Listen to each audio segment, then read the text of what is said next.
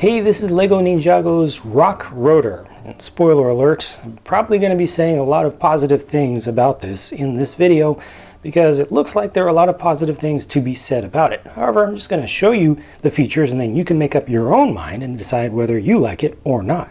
First of all, this has working four-wheel independent suspension. So you can go up and down, or you can go side to side, or you can make it lean back, lean forward, and it can go over terrain, bringing one tire way up off the ground while leaving all other tires still on the ground. So really good articulation there with the suspension, and the whole mechanism is pretty well hidden away. It uses rubber bands, but they're yellow rubber bands, which kind of go with the color scheme. You know, they don't stand out too much, and they're buried kind of underneath, so you really don't see them most of the time. And it's kind of soft, so it works well. You don't have to push really hard.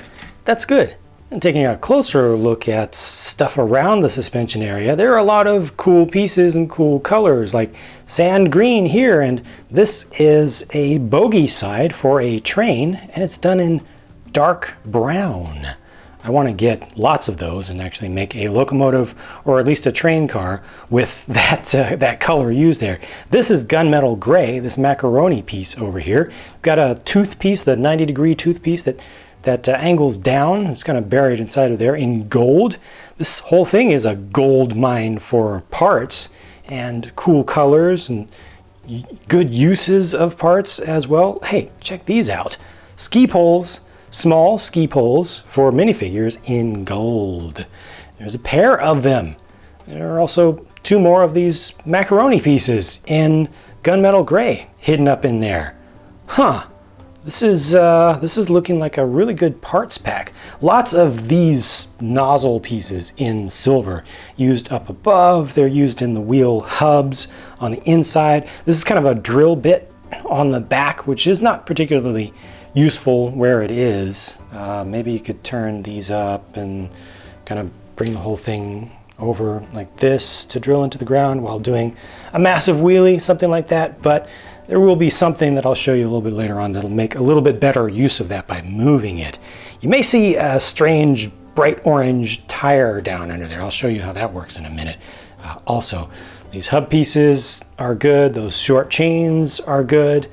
The level of texture here is good, I think. You know, it goes well with the earthen aesthetic of Cole's stuff. Hey, there's another really useful recolor of a part. That's the X-Wing, the minifig scaled X-Wing canopy in trans black or brown, whatever you want to call it, the tinted color. Super useful for doing custom stuff. And you see that Cole sits in there fairly upright, so he's looking pretty much forward, and all of this just rotates forward. He's actually not attached with any studs. He's just kind of friction attached with his legs down there, which I think is a really good way to attach minifigures always, because there's no risk of their feet getting stuck, you know, and pulling off just a body and a head and leaving the legs behind. Now his console in the front is pretty far forward. He's not going to be able to reach that. Nice pieces, again, sand green in color. They have stickers on them. You can leave those off if you want to. More sand green up front with these small winglet pieces, and the thing does have a stud shooter built into it, 6-shooter, which is appropriate. You know, I've already seen that come in with I think the Boulder Blaster was basically based around a giant revolver. The whole thing was a big gun, and they just kind of integrated that concept into the core of this vehicle.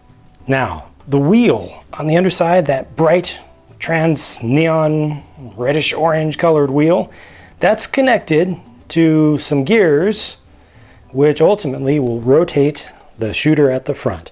However, by default, that wheel doesn't touch anything. However, with the suspension working as easily as it does, you can bring this down to the ground, and now the wheel is in contact. You can see it starting to move.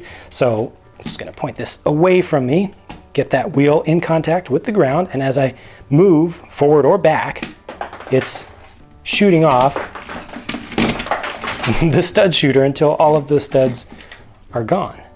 That's kind of a cool thing. The main way that you're going to use that is you're going to be charging into battle, and then you're going to want to shoot. So you just push down, make contact with the ground, fire off your volley, and then maybe you can turn away and then reload and come back and do another run.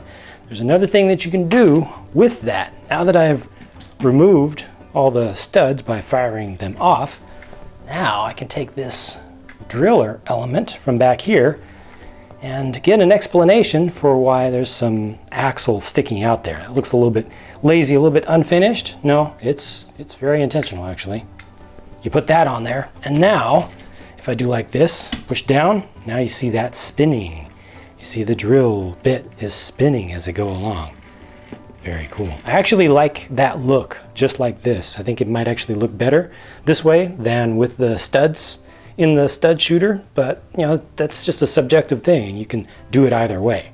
These things up on the top kind of look like engine pods to me, like they're rocket boosters or something for extra speed. They are on ball joints, so you can make them point straight back, although you might want to get some of this stuff out of the way to make it a little bit more effective. Or you could see those as being things that can shoot. So turn them around like this and turn these around like this. That's a good look as well. You have to imagine it. They're not able to turn all the way out. Well, maybe, let's see, you kind of have to work with the angles of the joint in there. There's a little bit of limitation, but it's not a bad thing, not a bad setup like this. And you can actually put a person in there. So in this case, I'll take the honorary Purple Ninja, little Nelson. He is gonna lean forward a bit, but not too bad. I can bring this roll cage back around him. Doesn't really protect his head, but he can be in there. He can be riding along on this thing, escaping or attacking. He can be controlling this. So you can actually see this as being, just a turret of sorts. And in fact, Lego refers to this as a turret, but the context in which they refer to it as a turret is this. Take the whole thing out and leave it like that. Okay, so you can do that if you want to, but me, personally, looking at this thing, I just have to do this. Leave it the way it was, maybe angle these up a bit from the sides, and use this as a flyer. It looks like a rocket boost pack thing, which is way more cool, and I feel much better for the Purple Ninja like this, where he's actually able to fly around with this really super high-powered thing, and it looks cool. Can it shoot? Well, you can imagine arc energy building up between these tines, the katanas on the side, so maybe it can fire electricity or something. Use your imagination, but there's a lot of stuff that you can do with this. Really quickly, here's what the rock rotor looks like without that turret or flyer thing attached to it. It's got a little flat area here. It looks a little bit empty, but it doesn't look bad overall. I still think this is a respectable looking vehicle, and obviously it still has all of its other functions. The bad guy units in this set are Stone Army, and for them they include just this structure. It's kind of a small outpost lookout tower, but it does have some defensive capabilities where it's got a stud shooter up here. This is the crossbow element, and it looks like it's got some dark magical energy bolt. This does use the brown colored little trigger there, and that can shoot off. And also down at the base there's a disc shooter, so this just fires off discs straight forward. They include a couple of them in there. Push this, wow, that shot off pretty nicely. Here's the alternate one, or just a backup, and these are not printed or anything, nor do they give you any stickers for them. The figures here are the newest version of Cole. This is Lil Nelson, the honorary Purple Ninja, a stone swordsman, and a stone scout. Really nice shield there, I like that. It's also got an elemental blade that obviously is going to need to be collected, but there's a lot of stuff on these figures that's blocking what you can see. There, that's a little bit better there. I really like the fact that Lil Nelson has the gold-backed Kendo Cole playing card. It's kind of showing that, hey, I've been a fan since Gen 1, man. Although I think he's a little bit young to have been a fan since Gen 1, but that's neither here nor there. Maybe he got the toys a little bit late or something. The new version of Cole is interesting in that he actually has translucent arms on both sides. Both sides, not just one. Both of them are printed also, and show the energy coming through, just ripping through and terminating at those bright orange arms. Pretty good print on the front, at least how it kind of continues through from the torso into the hips and down into the legs. Yeah, not so much print on the back of him, though. Let me start taking some stuff off.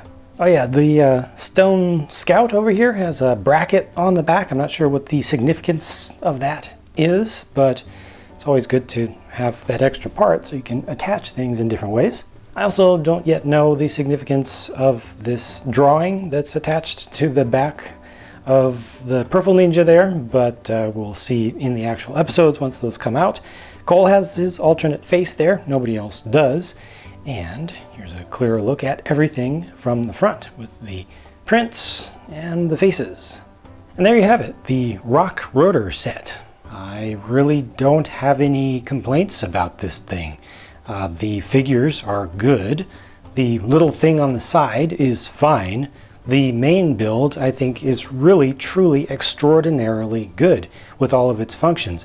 You can like or dislike how it looks, you know, that's of course going to be subjective, and some people are going to like it and some people are not just from looking at it.